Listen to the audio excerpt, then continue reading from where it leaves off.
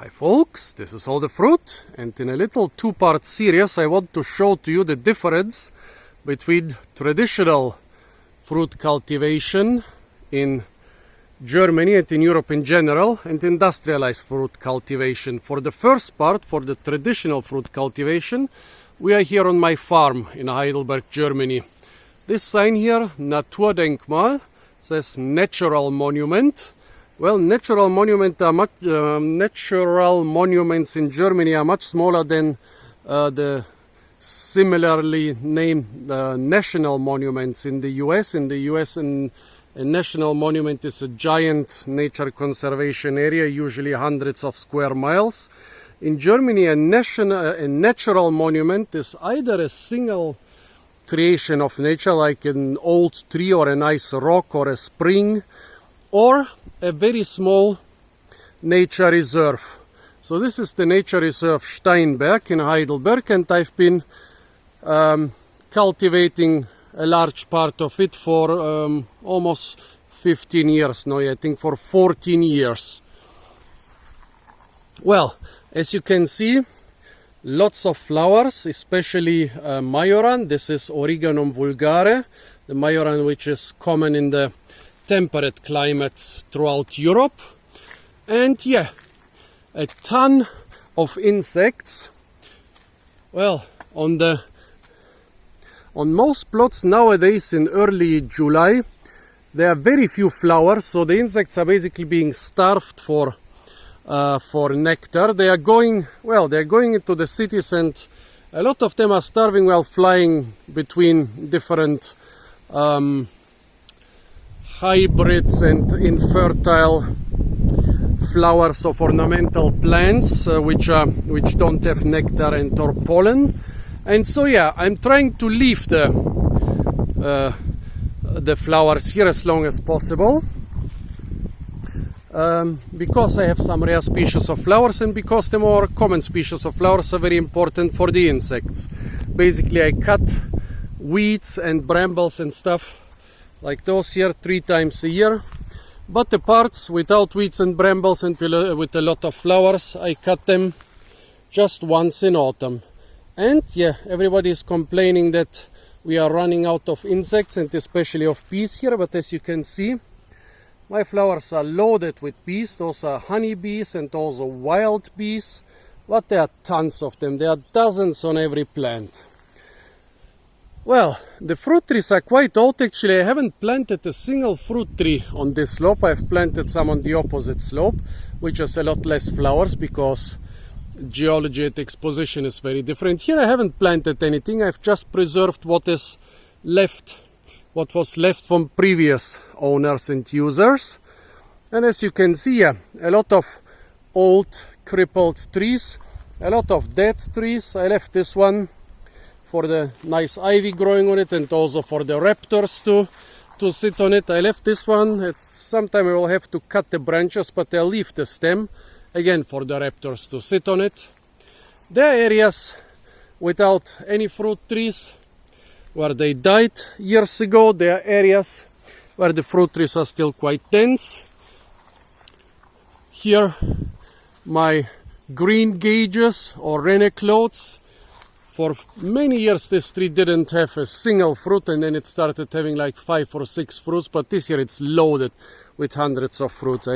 I supported them with sticks, with stems, but still I think they will get a little bit bigger, and a lot of some of the branches will break, and also a lot of the fruit will rot, because the more fruit, the more parasites. Yeah. Basically, this looks more or less like a pretty natural area, but as I said, I do a lot of work here, cutting the brambles and the weeds 3 times a year. There are places nearby with those brambles, with the invasive Armenian brambles. I'm not responsible for them, but yeah, they're also loaded with berries. They will soon be loaded with berries. In a week or 2 we can eat our fill of brambles around here, which is quite good because in summer there are not so many fruits ripening here. Well, I have one apple tree with Fruits ripening in summer. Most of the apples ripen in autumn for cider or for storing them in winter. The plums are ripening now. Well, the cherries are already gone, so it's good that we have all those brambles. Here on the walls there is this sedum, which is also important for a lot of insects, including rare butterflies. The summer apples are almost ripe, maybe a week or two and I can harvest them. There are of course a lot of rubble walls, very traditional thing for agriculture in Europe and also in every part of the world where you have agriculture and rocks and slopes. Basically you make these rubble walls to make terraces, and so you remove the rocks or many of the rocks from the terraces, and also you make the terraces a little bit less steep than the slope would be normally and prevent erosion. And nowadays people also like them because they look nice, and also they are very good for a lot of animals. There are lots of lizards and snakes and insects that like to hide in here. There are also still some grapes. This one is climbing up the cherry plum. I'm leaving those grapes. Those are some American grapes, rootstock of ancient vineyards around here. Basically the graft, the desired grapes are already dead, and the root produced this. The root of the rootstock produced those suckers, which are new grapes. Why don't all fruit farms in the world look like this? Well, there are several reasons. First, if you look at my trees, most of them are quite tall. You can basically pick the fruit of most of them just with a ladder. So for commercial production they would be more expensive than fruit from pruned small trees. Also, there are still lots of flowering flowers under the fruit trees, but the biggest percentage of flowers are in areas where I could grow fruit trees, but I'm not growing fruit trees, so you are losing some areas. So if this is a commercial farm, you are losing more than half or 2/3 of the area. Also, for more biodiversity, I have a lot of trees which are actually not fruit trees. Here there is a willow, here there is a dogwood, here behind the apple trees some more willows. So those trees take up more space. A lot of oaks here. They are important for the giant stag beetles. I have tons of stag beetles here. And all those trees, they are taking away a lot of room, which would be too valuable on many commercial farms. Because if it's commercial, you want to make money. Also, I'm using no fertilizer at all. And also no pesticides. And because the farm is kind of at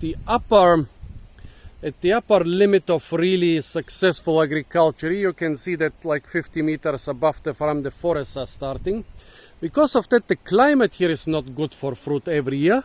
So every type of fruit tree I have here basically is quite unreliable, because I don't use chemicals and because of the climate. Of course, because it's a beautiful dry southern slope, the fruit are very sweet, but they don't grow every year. Like here you can see this cherry plum, which is basically a very reliable feral fruit species, has almost no fruit. The cherry plums you can see here have more fruit. Cherry plums behind them have a lot more fruit. The green gauge is overloaded this year. It has too much fruit. In other years it has no fruit. Look at those apples. Basically no fruit at all on this apple tree. Almost no fruit on those two apple trees. Just a couple apples on those. If a commercial farm would rely on those trees, they would go broke. Here some nice clover, which is a species of clover which is very good for insects also. This yellow senecio there is important for a very special butterfly, which lives only on this senecio. Here we have a couple more butterflies. Those are, I think those are the chessboard butterflies. if I'm not completely mistaken. There is one here and another one there. I also have a lot of other butterfly species, a lot of bugs, some small cottages left from the time where any one of those small plots was a private plot and people used them as tool sheds and little dachas for the weekend. Now it all belongs to the city, and that's the reason why I can take care of this place without having to worry about commercial fruit production, and that's why there is an incredible biodiversity here. Yeah, I'm even marking some of the more valuable flowers with toilet paper so that I don't cut them when I cut the grass around them. Yeah, really nice traditional farm. For thousands of years in Europe and the Mediterranean, the wildlife has adapted to this type of fruit cultivation. That's why the areas are very biodiverse. They were not always just meadows. Meadows are just really common in Europe, in this part of Europe, for the last couple hundred of years. So maybe 100 years ago most of this was vineyards and was actually being worked by hoes and plows. But now it is a traditional fruit meadow with all its biodiversity. It's very rare in Germany nowadays to see all those butterflies. I hope you can see the butterflies through my phone. I can see 5 or 6 here. There are thousands of bees, which you can see only when you really zoom in on them. Grasshoppers, crickets, those firebugs. Yeah, lots of birds. Because there are a lot of old trees here, I have a lot of woodpeckers, I have poopos, I have lots of different songbirds, some of them quite rare, giant eagle owls, lots of other big wildlife, foxes, wild boar, tons of wild boar, deer, feral cats, which I'm not so fond of, but they are here now. Yeah, ferrets, minks, I think you call it mink even in Europe. Yeah, ferrets, minks, weasels, badgers, you name it. So folks, this was a traditional fruit farm, and for the next part I will try to show you some of the fruit plantations here in the area, and just to compare the impact on the wildlife and the biodiversity of both areas. Stay tuned for a lot more fruit videos from the beautiful country of Germany, and don't forget to like, share, comment and subscribe.